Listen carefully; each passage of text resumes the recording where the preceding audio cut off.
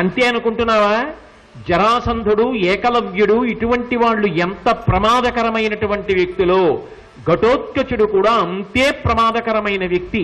విష్ణు ద్వేషి, ధర్మద్వేషి, యజ్ఞయాగాది క్రతువులంటే పడవు, ధర్మాన్ని అంగీకరించడు.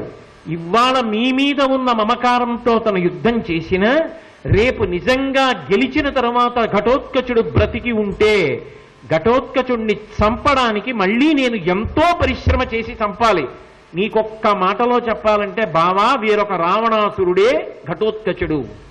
అటువంటి వాడు చనిపోయాడు అంటే ఒకే ఒక్క కారణం, ఇంద్రుడి యొక్క శక్తి వలన మరణించాడు. 2 ప్రయోజనములు ఒక్కసారి పూర్తయిపోయాయి. ఇటు ఘటోత్కచుడు పోయాడు, అటు కర్ణుడి చేతిలో శక్తి పోయింది. ఇంత గొప్ప సందర్భం జరిగితే, ధర్మం నిలబడితే, నాకు పని తగ్గిపోతే, నువ్వు బతికేస్తే నాకు ఆనందం కాకపోతే